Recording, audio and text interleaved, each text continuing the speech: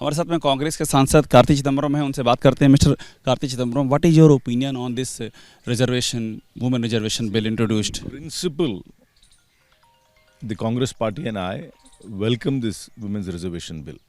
But this is only a symbolic bill. It does not come into effect immediately. It is contingent on two determinants. There has to be a census. The last census was in 2011. There needs to be a comprehensive census of the entire population of India, after which there has to be a delimitation exercise. Only post that will this bill come into effect. So it's only symbolic. The bill as of today, yes, it's a laudable principle, but it has no teeth. It has no efficacy at the moment. And please understand, the census itself is a time-consuming affair. But the most complicated thing is the delimitation.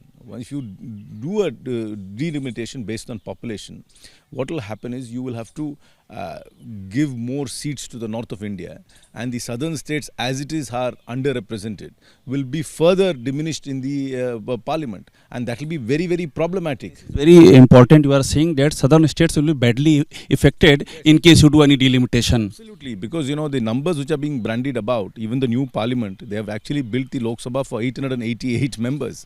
So if you expand it to 888 members, and the representation of the south will go down as a percentage, because you will increase the seats in the north of India because of their population and penalize the south for effectively implementing population control.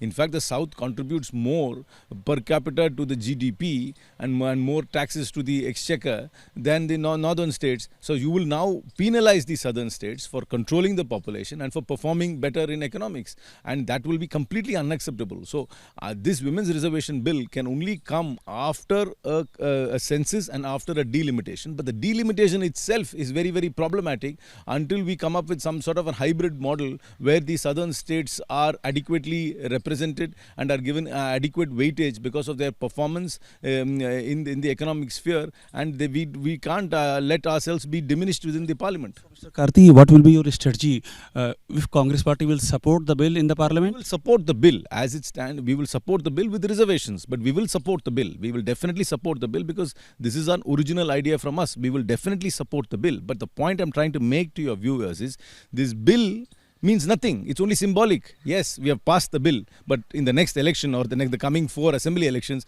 the women are not going to get 33% reservation. In the coming 24 parliamentary election, women are not going to get 33% reservation. And only after these two events happen, which one is the census and the delimitation exercise, will this bill come into effect. But as I told you, the census itself is a very long drawn process, and the delimitation exercise is completely fraught with many difficulties, and there will be many objections to the delimitation exercise. If it is done merely on the basis of population, then the southern states will get underrepresented in parliament for effectively implementing the population control and for performing better in economics. One more question. There is a demand from some quarter for the minority representation under this quota, under this women reservation quota. What is your opinion? Do you want? See, there is already reservation for the SC/ST. I mean, the Congress party is now formulating its point. But as I said, these are all details which can be worked out later because the bill is not going to come into effect now. So what is the point of quibbling over these details right now when the bill is not going to come? When we finish these two exercises, when the bill actually becomes operational, we can think about it. But at this stage, I mean, it is meaningless. Whether you give a quota or you don't give a quota, it is meaningless because it's not going to come into effect. Final question to you. So what will the strategy of the India alliance on this issue? If you have any info. I have no information. I think broadly most parties will support this bill. But as I told you, supporting this bill is only a symbolic gesture and it has no operational efficacy. So whom you will give credit for this bill? To the women of India. Not any leader. Not at all, because see, everything is a work in progress. See, the government of India is a continuum. So what the first government does, the second government will continue. So it's a continuum. So even a legislative process is a continuum. This is not an original idea of this present government. This is an old idea which got stalled for various reasons, which has now which has fructified. But again, this is not a fully operational bill. This is only an idea and a principle which is going to get passed today. The Congress people are giving credit to Mrs. Gandhi for this. Yes, she's been a big votary for women representation. I think she also deserves credit amongst everybody else who's been part of the process. As I told, government of India is a continuum. This is not an original idea of this present government.